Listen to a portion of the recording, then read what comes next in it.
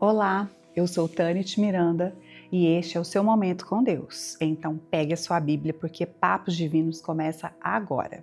Hoje eu queria falar um pouquinho com vocês sobre a história de Lídia. Abra comigo lá em Atos dos Apóstolos, no capítulo 16. Vamos ler do 11 até o versículo 15. Partindo de Troade, navegamos diretamente para Samotrácia e no dia seguinte para Neápolis. Dali partimos para Filipos, na Macedônia, que é colônia romana e a principal cidade daquele distrito. Ali ficamos vários dias. No sábado, saímos da cidade e fomos para a beira do rio, onde esperávamos encontrar um lugar de oração. Sentamo-nos e começamos a conversar com as mulheres que haviam se reunido ali. Uma das que ouviam era uma mulher temente a Deus, chamada Lídia, vendedora de tecido de púrpura da cidade de Tiatira. O Senhor abriu seu coração para atender à mensagem de Paulo. Tendo sido batizada, bem como os de sua casa, ela nos convidou dizendo: se os senhores me consideram uma crente no Senhor, venham ficar em minha casa. E nos convenceu. Então a gente já imagina que é a história, tá? Eles estavam vindo, navegando, pregando, o evangelho para as pessoas. E quando eles chegam ali em Filipos, eles sentam à beira do rio e eles vão conversar com algumas mulheres que estavam reunidas ali. Naquele momento, uma das que ouvia essa pregação, que era Lídia, que era uma mulher temente a Deus, ela era vendedora de um tecido, que era chamado tecido de púrpura. Então a gente já imagina que ela era uma mulher influente, que ela era uma mulher inteligente. Nesse momento ela compreende e Deus abre ali o seu coração para que ela tivesse uma revelação ali da palavra. Quando isso acontece, nós percebemos ali no versículo 15, tendo sido batizada, bem como os de sua casa. Vamos parar nesse ponto aqui? Primeiro, eu quero que você analise coisas que o Senhor faz conosco e para que lugar que muitas vezes Ele quer nos levar. Quando nós conhecemos Ele nos toca, Ele preenche o nosso coração. O que nós queremos? Que esse amor, que essa revelação transborde. Transborde primeiramente a quem? Aqueles que convivem conosco. Então ali esse versículo nos mostra, bem como os de sua casa, ou seja, ela teve esse toque e os da sua casa também. Talvez você esteja em momentos que você ore pela sua família. Você ore por parentes próximos, por parentes distantes, por amigos. E eu queria te encorajar a continuar nesse propósito, porque através do poder de Deus, através do convencimento do Espírito Santo e da nossa postura de testemunho, nós conseguimos transbordar desse amor.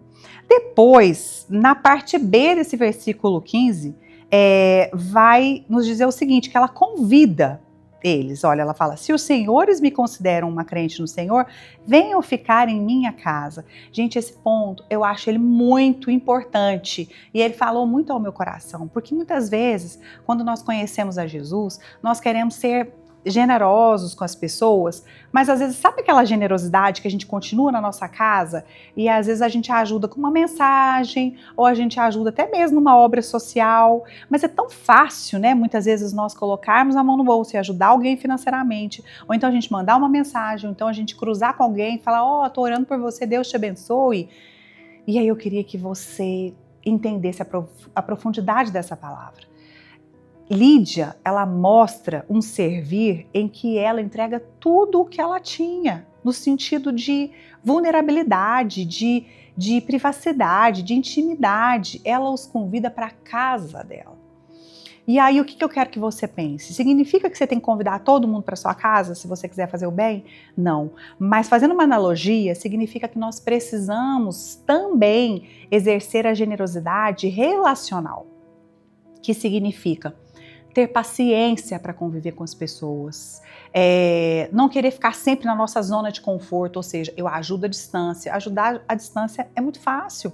Agora, ajudar doando nosso tempo, ajudar doando a nossa atenção, nesses tempos que nós percebemos que as pessoas, assim, elas têm pouco tempo para se relacionar, elas têm muito tempo para definir qual é o trabalho que elas vão ter, né, o dinheiro que elas querem ganhar e o lazer que elas querem se proporcionar para as pessoas que elas amam.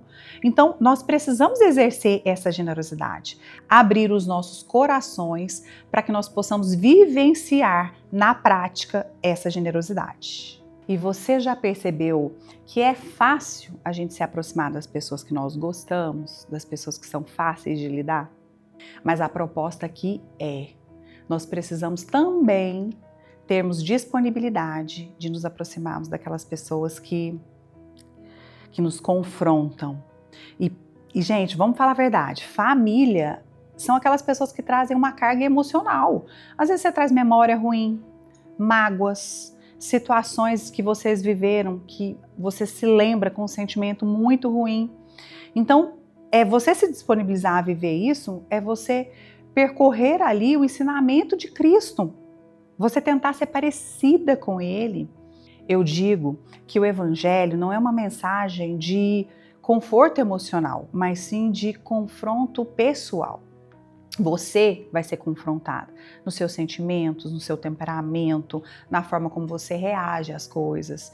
E quando eu digo de seguirmos o exemplo de Cristo, abra comigo lá em João, no capítulo 13, no versículo 4, nos diz o seguinte: assim, levantou-se da mesa, tirou sua capa e colocou uma toalha em volta da cintura.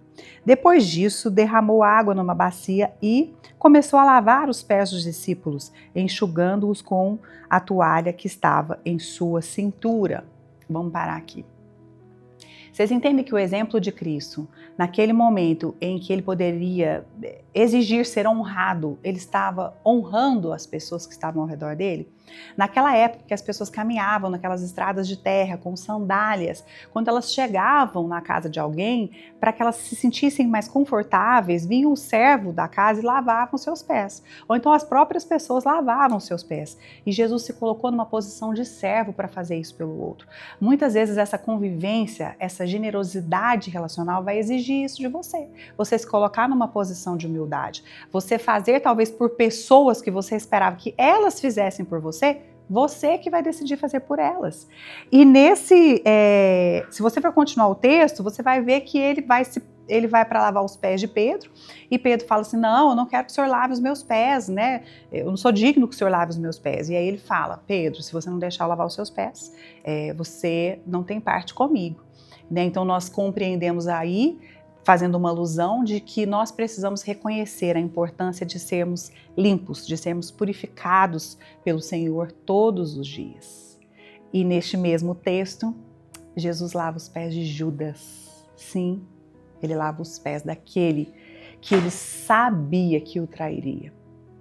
Então, nessa nossa generosidade relacional, muitas vezes nós vamos estar próximas a pessoas que talvez já tenham nos traído, ou que nós sabemos que não são totalmente transparentes ou honestas conosco. Mas nós vamos estar ali ao lado, com todos os limites necessários, mas nós vamos falar desse amor de Deus e mostrar este amor de Deus para essas pessoas também, através principalmente do nosso testemunho. Então nós não precisamos falar muito, né? Nós falamos só quando necessário, porque é o nosso dia a dia, é a nossa postura que vai falar do Deus que nós servimos. Que a graça e a paz te acompanhem, e se essa palavra falou ao seu coração, compartilhe, seja um canal de edificação. E se você quiser falar conosco, dividir conosco o seu testemunho, nos envie um e-mail para testemunhopaposdivinos@gmail.com. E Deus te abençoe.